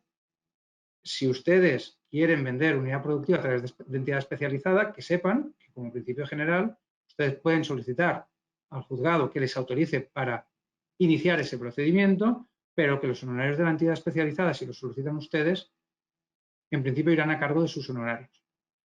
Cuestión diferente es que se prevea en el plan de liquidación y a lo mejor no para ventas de unidades productivas, porque el legislador lo ha previsto explícitamente para unidades productivas. Pero a lo mejor fuera unidades productivas no, pero en unidades productivas, el 216 terceros, claro, la retribución de esa entidad especializada irá con cargo a los honorarios a la retribución de la administración concursal. ¿De acuerdo? Nada más por mi parte, Nuria. Vale, pues pasamos a la siguiente ronda con este anuncio. Bueno, la reforma contaba... perdona, Alfonso, no te había visto la tarjeta azul. Adelante. No, es que dudé, pero yo creo que la cuestión es importante al menos que la apuntemos. Es verdad que el 216, creo que es el apartado tercero, dice que el artículo 216 se titula Autorización judicial para la enajenación directa o a través de persona o entidad especializada. Y eleva, a mi juicio, a derecho necesario lo que antes era derecho supletorio. De lo poco que quedaba supletorio tras la reforma del 2015 en el antiguo artículo 149.2. Pero ahora, a mi juicio, es derecho necesario, y es que la retribución de la persona o entidad especializada se realizará con cargo a la retribución que la administración concursal haya percibido. La interpretación que postulo es que esto solo se aplica en el supuesto del 216, no en el del 215. Correcto. Que habla del modo ordinario de enajenación de unidades productivas. De modo que si en el plan de liquidación yo preveo, dentro del marco del plan de liquidación y no como autorización judicial, que además el propio 419 acabamos de ver que nos exime de solicitar una nueva autorización judicial porque el plan tiene valor de autorización general. Luego, si el modo ordinario a través del plan es una enajenación, una subasta judicial o extrajudicial, en esos supuestos, como yo no recurro a la autorización judicial, puedo huir del 216 apartado tercero. Y yo creo que es una interpretación literal. Y aparte, si es precisamente, a mi juicio, el supuesto de venta de unidad productiva que más justifica recurrir a una entidad especializada, o uno al menos de los que más justifica. Y no me parece que yo deba ir en detrimento de los honorarios de la administración concursal. Porque además dice de los que estén pendientes de percibir. Y si no se llegan a percibir, o se devengan, pero no se llegan a percibir, o se perciben, pero no son suficientes para cubrir los honorarios ordinarios que cobra una entidad especializada, generalmente un porcentaje sobre el valor de venta. ¿Qué pasa? ¿Eso se degrada a crédito contra la masa y lo paga la masa? ¿O a más lo paga la administración concursal de lo ya percibido? Es una norma que, a mi juicio, debemos hacer una interpretación restrictiva y selectiva, de modo que quede intramuros del 216. Es que yo creo, perdón, yo creo que, Alfonso, que el 216 para venta de unidades productivas va a ser residual, por no decir inexistente, porque tienes muchos mecanismos alternativos para evitar eso. Es el genérico del 215, y si no quieres utilizar entidad especializada porque tienes otro tipo de fórmulas en las que te sientes cómodo y que crees que puedes maximizar el precio, es que tampoco lo necesitas. Con lo cual, yo creo que esa mención está ahí puesta, pero que va a ser residual, porque, como tú bien expresas, ¿qué administrador concursal va a plantearse, no habiendo percibido retribución, solicitar una autorización expresa para vender una unidad productiva mediante entidad especializada que tenga que abonar él? No tiene ningún sentido. Estoy de acuerdo. Pues con todo esto, reforma e interpretación de las ventas de unidades productivas, si os parece, pasamos a la cuarta y última ronda sobre la nueva rendición de cuentas. Aquí empieza Cristian con el contenido del informe final de liquidación y del de rendición de cuentas, y si os parece termináis, Jordi, Alfonso, con esa salida de la parte numérica de la rendición de cuentas y las posibles consecuencias jurídicas que encontráis en ella. Adelante, Cristian, gracias. Gracias, Nuria. Bueno, en primer lugar, le hemos llamado nueva rendición de cuentas, nueva entrecomillada, con toda la intención del mundo, ¿no? Porque desde el momento que se publicó el texto refundido, la rendición de cuentas fue una de las cuestiones que más llamó la atención a los administradores concursales, incluso que más preocupaban.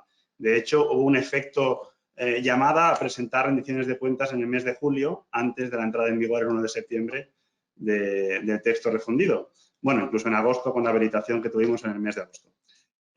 Nosotros, sin embargo, analizando el contenido de los artículos 468, el informe final de liquidación, y 478, rendición de cuentas, cuando hemos abordado todas aquellas rendiciones de cuentas a partir del 1 de septiembre, hemos llegado a la conclusión de que quizás tampoco hay tanta diferencia con respecto a preceptos que ya teníamos en la ley concursal. ¿Por qué? Porque el artículo 468, el informe final de liquidación, sin perjuicio de que tiene es algo más extenso, prevé lo mismo que ya preveía el artículo 152.2 de la ley concursal, el informe final de liquidación. Lo que pasa es que lo encontrábamos muy lejos del 181, que era rendición de cuentas, y que es el actual 478. Insisto, trabajando las rendiciones de cuentas a partir del 1 de septiembre, hemos advertido que el 468 básicamente nos pide operaciones de liquidación, es decir, ingresos y pagos, y el 478 incluye en esencia tres cosas. Una, determinar, explicar el uso de las facultades conferidas por la administración concursal. Retribución, especificando, eso sí, la fecha de cobro, pero la retribución en todas las rendiciones de cuentas, entendemos, al menos todas las que se hacían con cierta rigurosidad, ya se incluía. Y el único matiz lo encontramos en el deber de incluir el número de trabajadores que han participado en el procedimiento concursal y las horas invertidas. Este matiz, que para todos aquellos procedimientos anteriores al 1 de septiembre seguramente además es de imposible cumplimiento, más allá de una simple estimación, porque es muy difícil, como hablábamos antes, procedimientos que tengan 8 o 9 años de vida, ¿cómo podemos especificar cuántos trabajadores y cuántas horas invertidas? Insisto, simplemente se puede hacer una simple estimación. Yo creo que este matiz viene quizás a completar la regla de eficiencia del artículo 86 en sede de remuneración de la administración concursal, pero es un precepto que está pendiente de desarrollo reglamentario. Por lo tanto, yo creo que lo único nuevo que es, insisto, especificar el número de trabajadores y las horas invertidas, pues tampoco tiene que preocupar a los administradores concursales. Para mí, lo novedoso, más allá del 468 y el 478, que insisto, creo que aunque con una redacción más escueta la teníamos en la ley concursal, la modificación la tenemos en el 469, que es en régimen de cuestionar, de impugnar tanto el informe final de liquidación y o la rendición de cuentas y los efectos de uno y otro. En esencia, el 469 nos dice que si se impugna el informe final de liquidación, el 468, la consecuencia será la conclusión o no del procedimiento, mientras que si se impugna la rendición de cuentas, la consecuencia puede ser la eventual inhabilitación. Inhabilitación que sí que estaba prevista en la ley concursal. Evidentemente, cabe también impugnar las dos y resolver el correspondiente incidente concursal. Siendo esto así, Alfonso lanzó una pregunta que nos parece interesantísima y hago suyas las palabras en el sentido de que si se ha desgajado, como dice él, la parte numérica, es decir, las operaciones de liquidación propias del 468, insisto, el anterior 152.2, la inhabilitación de la administración concursal a partir de ahora, digamos que solo dependerá del uso de facultades conferidas y de la remuneración, insisto, y de este matiz de cuántos trabajadores han invertido y cuántas horas. Parece que todo aquello vinculado a operaciones de liquidación que pueden ser cuestionadas quedan fuera del ámbito de la eventual inhabilitación. Quizás es una cuestión de matiz, pero el sudoku que nos establece el 469 en función de qué tipo de informe impugno, pues da pie a esta interpretación. Sin perjuicio de que, personalmente, la inhabilitación prevista para los administradores concursales, sin perjuicio de que el Tribunal Supremo en 2017 nos dijo que es una sanción legal asociada a la desaprobación, personalmente considero que la inhabilitación, con lo gravoso que es, debería estar reservado para cuestiones graves, no para cuestiones interpretativas o cuestiones de matiz, ¿no? Esa es una opinión personal. Creo que es una cuestión muy interesante insisto, para las rendiciones de cuentas que se presenten a partir del 1 de septiembre y para desgajar, como decía Alfonso, estos matices de lo que tiene que incluir el informe final de liquidación y la rendición de cuentas. Sí, si me permites, Alfonso, porque sé que es un tema que tú has reflexionado sobre él, yo solo hago un par de apuntes, te lo dejo a ti porque sé que eres tú quien tiene las ideas, pero yo solo quería lanzar un par de ideas. La primera es, oigan, a todos los asistentes, que sepan que esto del informe final de liquidación y la rendición de cuentas ya existía antes, ¿eh? Lo que pasa, y si ahora yo hiciera levantar la mano a todos los asistentes y les preguntara cuántos hacían un informe final de liquidación y cuántos hacían otro informe final de rendición de cuentas, yo creo que no alcanzaríamos la mayoría. Pero que sepan que eso ya existía. Eso como tal ya existía. Ya lo decía la ley y lo ha mencionado Cristian. Primero un informe final y luego la rendición de cuentas. ¿Vale? Lo que es importante es lo que comentaba Cristian ahora y lo que le voy a dar paso a Alfonso para que desarrolle con más extensión. Nuestro famoso miedo es que me van a inhabilitar, probablemente tal y como está contemplado ahora y desgajado en el texto refundido, el miedo a la inhabilitación tiene que disminuir, porque realmente la impugnación de la rendición de cuentas propiamente dicha se limita a unos supuestos muy difícilmente impugnables. ¿Significa eso que no tenemos que hacer bien las cosas? No, al contrario, oigan, porque en el informe final tendremos que desglosar pagos, cobros, tendremos que explicar en la rendición el uso de facultades y esos pagos y esos cobros se fiscalizarán y serán objeto de discusión y pueden ser objeto de impugnación. Pero lo que pasa es que la consecuencia quizás no será la inhabilitación, pero a lo mejor será peor, que es una acción de responsabilidad contra el administrador concursal por los daños causados a terceros directamente o a la masa.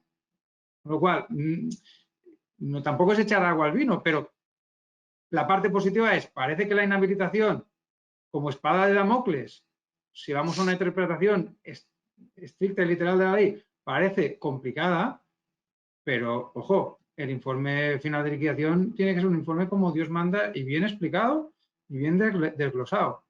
Y nada más, Alfonso, porque sé que esta es una cuestión que tú querías tocar. Comenzando por el final, Jordi. Si hay algo que yo leo con suma atención en un concurso, son los informes finales. Y digo informes finales porque, en teoría, aunque uno es lo que ahora se llama el informe final de liquidación,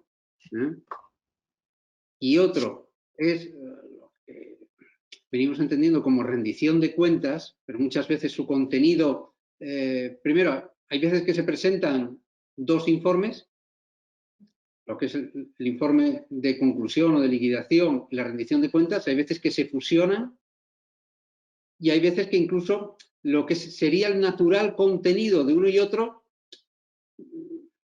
se trasvasa.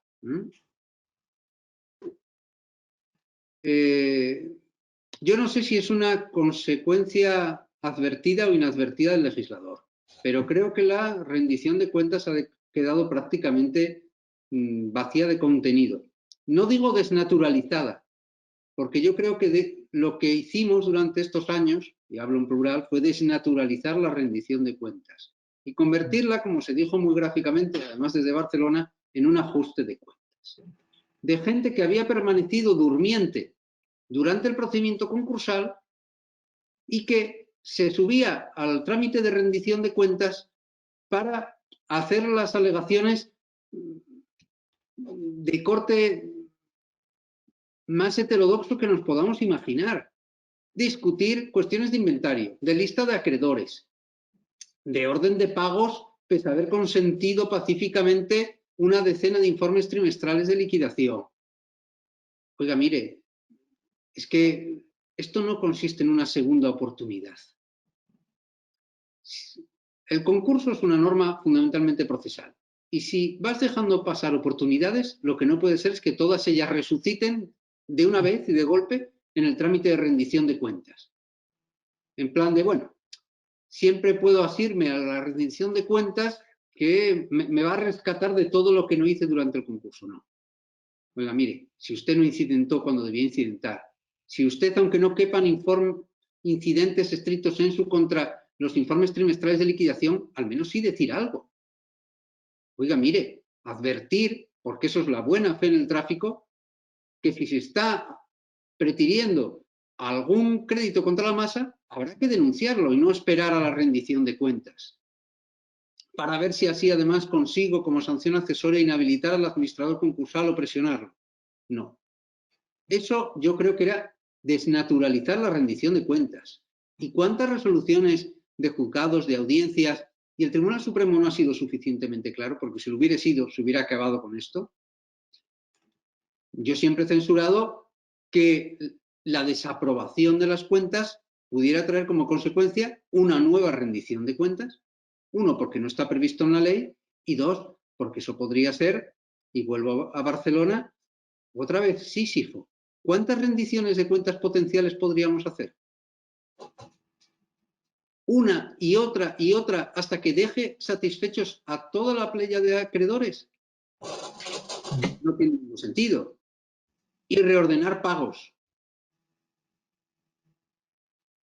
Con el inconveniente procesal de que cómo iba yo en un incidente meramente declarativo como es la oposición a la rendición de cuentas, incluir pronunciamientos de condena a devolver dinero a sujetos que no habían sido demandados. Échales un galgo.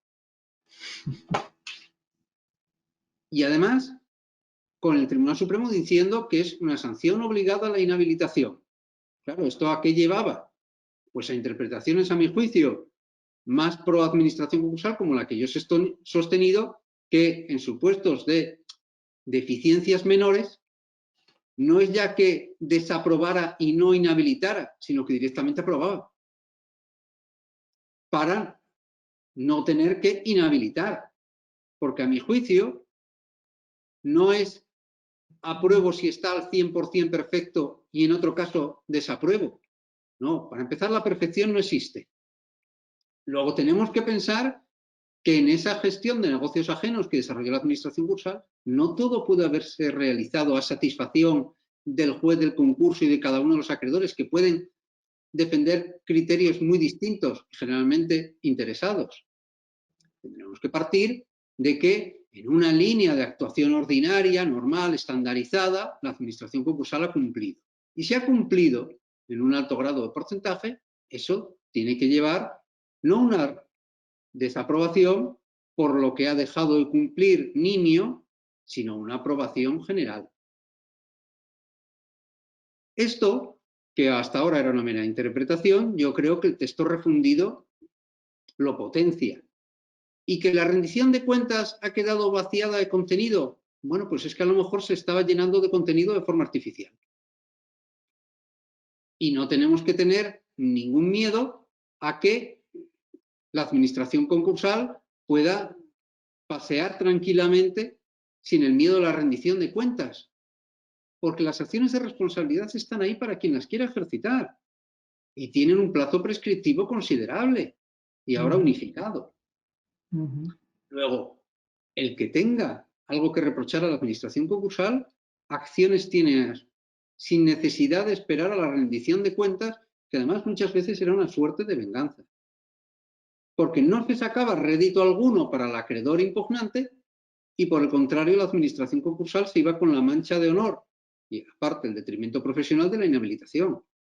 Bueno, habéis sido súper formales con los tiempos, aún así siempre nos vamos un poco de tiempo porque siempre se genera debate.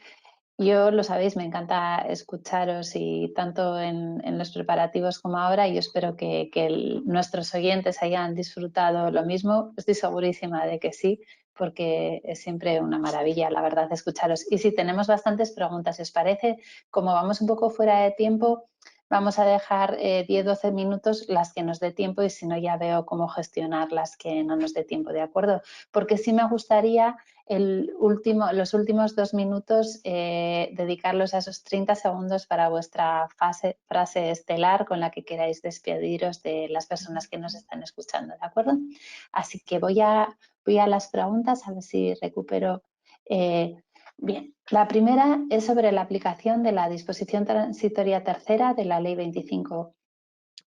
Dice, en el supuesto de un concurso donde se aperturó la fase, es un poco caso práctico, la fase de liquidación en 2013 y en parte se cobró retribución en fase de liquidación hasta junio de 2016, ¿sería obligado la devolución de la retribución con el límite de 1 año después de la apertura de liquidación o con el límite de 1 año a partir de la publicación de la disposición transitoria o por el contrario no procede devolución?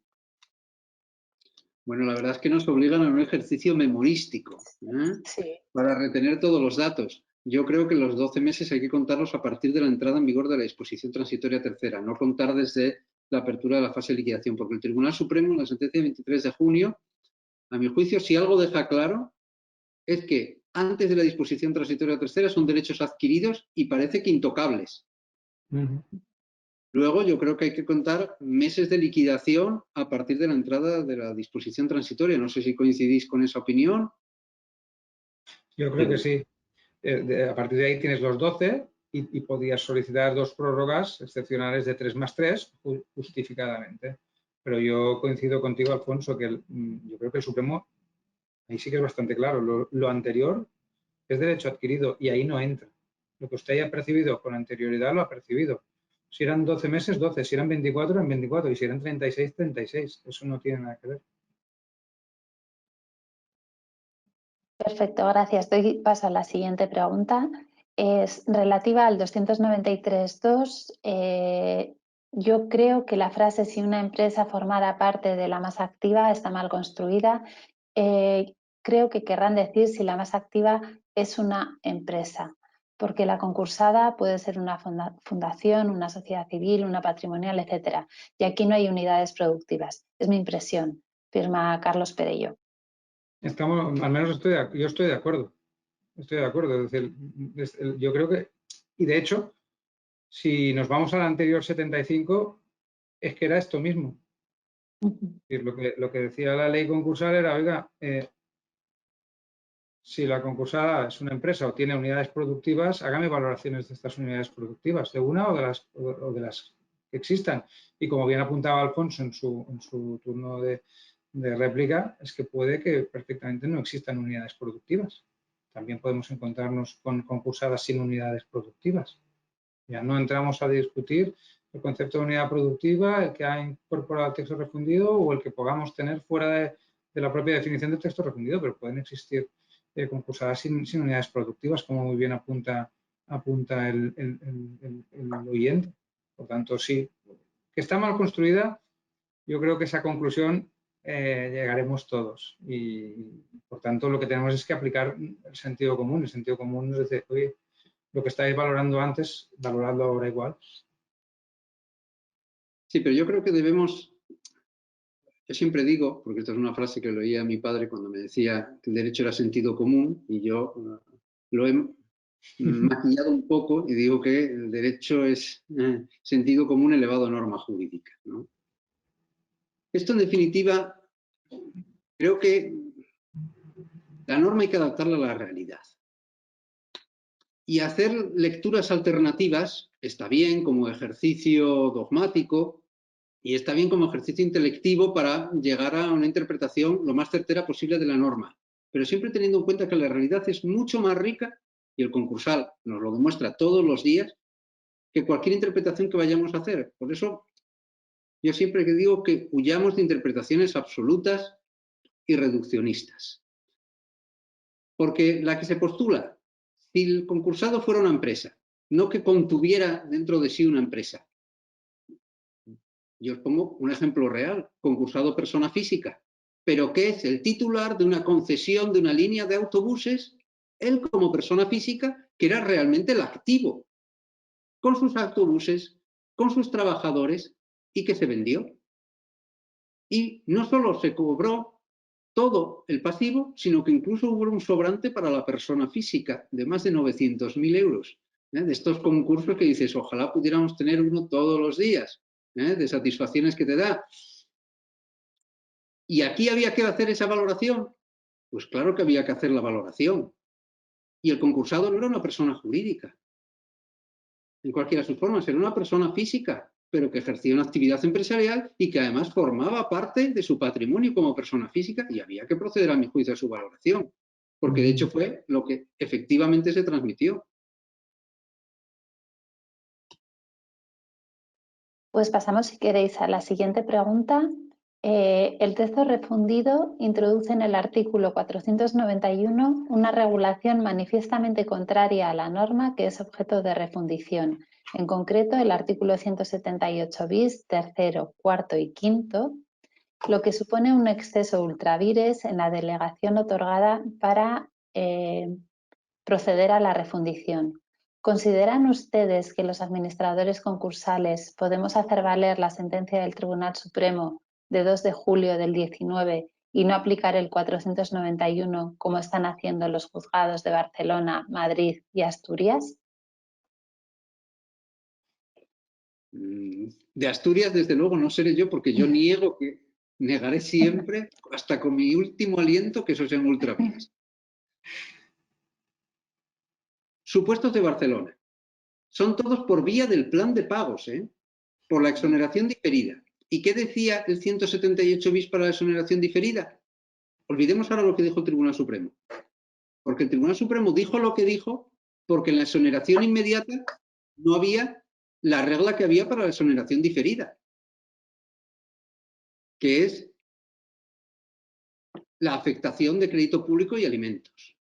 Pero dice algo distinto el texto refundido para la exoneración diferida en lo que decía la ley concursal. En absoluto. Dice exactamente lo mismo, letra por letra.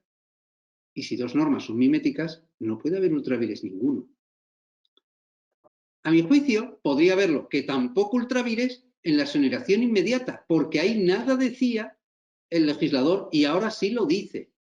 Como no lo decía para una y sí lo decía para otra, el Tribunal Supremo lo que hizo fue igualar por lo bajo y decir, aquí no hay café para nadie.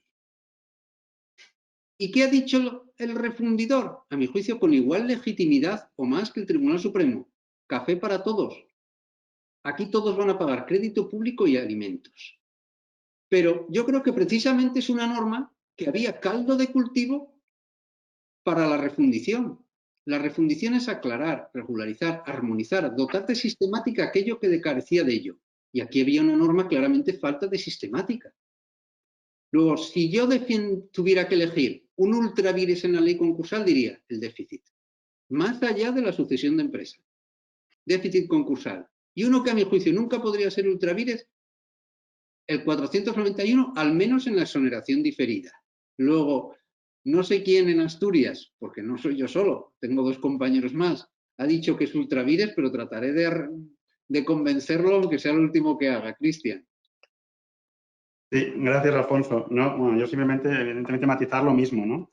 De cara al oyente, no hay solo resoluciones en Barcelona, Madrid, Asturias, también me constan en Huesca, en Valencia, hay más jurisdicciones que están aplicando este criterio, ¿no?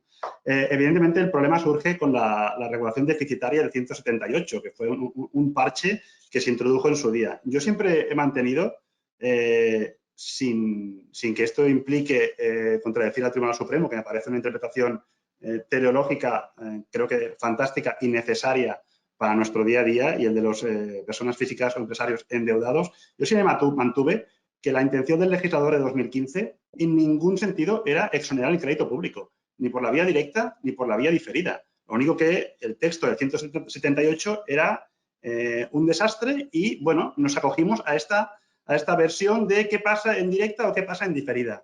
Y esto es tan sencillo como que no tenía ningún sentido que en sede de acuerdo extrajudicial de pagos el crédito público no se tomase en consideración a efecto de quórum, a efecto de votación, y que, sin embargo, en función de las posibilidades o no de poder abonar el crédito contra masa y el privilegiado, en virtud de la vía directa o la diferida, cabiera o no la posibilidad de incluir y de exonerar el crédito público. Insisto, yo creo que el legislador de 2015 no quería, bajo ninguna vía, exonerar crédito público ni alimentos. Lo único que su redacción fue totalmente deficiente, encontramos una vía ahí.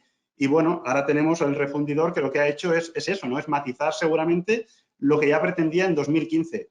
Ahora, evidentemente, con la sentencia del Supremo de julio de 2019, insisto, bienvenido sea, yo creo que tenemos que seguir con ella. Veremos la directiva, qué novedades y matices nos trae al respecto, que es una de las cuestiones creo que serán más esperadas, sin duda alguna.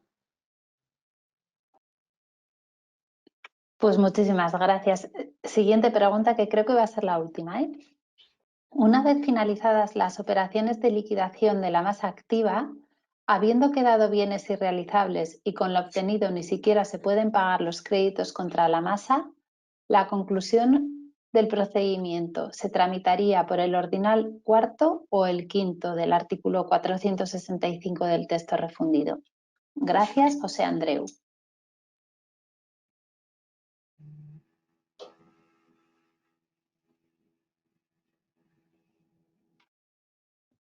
Yo creo que podemos terminar. Alfonso, adelante. Para mí el quinto. Jordi. También. Es que da igual que haya liquidado todos los activos o no, es que no lo sé, pero el quinto es en cualquier estado del procedimiento. Puede ser que estemos ahí o puede ser que incluso haya bienes sobrevenidos que no hayamos tenido en cuenta. Yo creo que el quinto también. Comparto, Nuria, también el quinto, sí. Vale, pues perfecto. Pues si os parece, con esto yo creo que no hay tiempo a más preguntas. Lo que os digo, las revisaré y veo manera de gestionar, si os las puedo hacer llegar y contestar a nuestros oyentes. Y os pediría eso, para terminar, una frase, 30 segundos de lo que queráis destacar de todo lo que hemos hablado esta tarde y ya luego paso a despedirnos. Si queréis por orden, Cristian, Jordi, Alfonso, por cómo os tengo colocados yo, como me aparecéis a mí en la pantalla.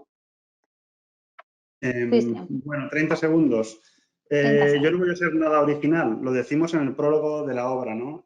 Sin ánimo, evidentemente, de frivolizar, pero en estos días, con las buenas noticias que tenemos y empezándose a vacunar a gente, como se ha empezado a vacunar en el Reino Unido, nosotros siempre hemos dicho lo mismo, ¿no? Que el texto refundido pues es la peculiar vacuna que el refundidor, el legislador, nos ha dado para luchar contra la crisis económica que nos acecha, ¿no? Entonces, no sirve de nada cuestionarlo, criticarlo, creo que hay que trabajarlo e intentar hacer un mecanismo eficiente para tramitar todos los procedimientos concursales. Muchas gracias, Cristian. Jordi. Pues yo estoy de acuerdo con lo que dice Cristian, pero si me lo permitís, lo completaría. El texto refundido era necesario, creo que la normativa está muy dispersa, pero en mi opinión es solo la mitad del camino. O sea, no tenemos todavía la normativa concursal del futuro.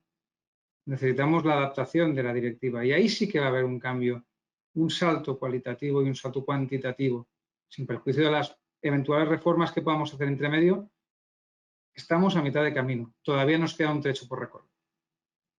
Muchas gracias, Jordi. Alfonso.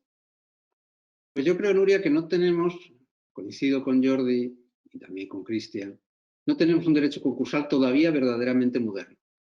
Tenemos una buena base, con más de 15 años de experiencia, si nos limitamos a la Ley 22/2003, porque nuestro derecho concursal es muy antiguo, y no me tengo que remontar al siglo XVI.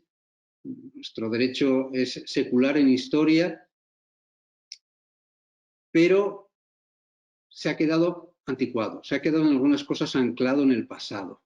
¿Por qué fracasaban los antiguos procedimientos de suspensiones de pagos y quiebras? Dispersión legislativa, anacronismo judicial, falta de adaptación de la normativa de la Ley de Enjuiciamiento Civil al Código de Comercio del 85, de 1829. Necesitamos aligerar la tramitación del procedimiento. Necesitamos, a mi juicio, sacar el concurso de persona física del derecho concursal, que tenga una ley específica. Hay que perder el miedo a veces a las leyes especiales, no todo tiene que ser codificado.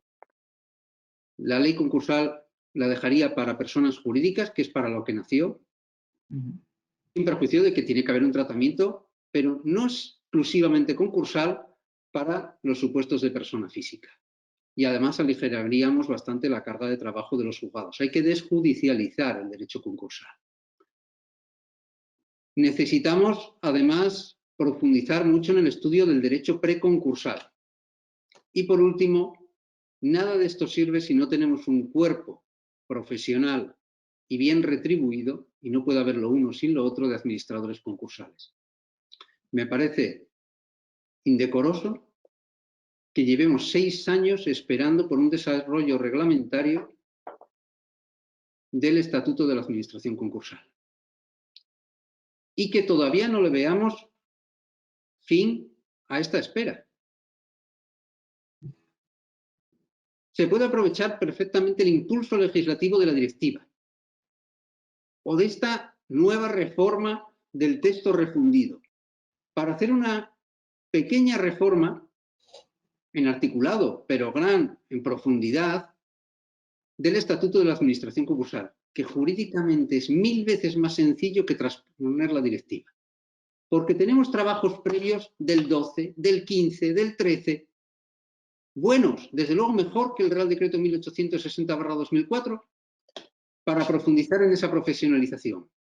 Esto en un mes de trabajo se hace.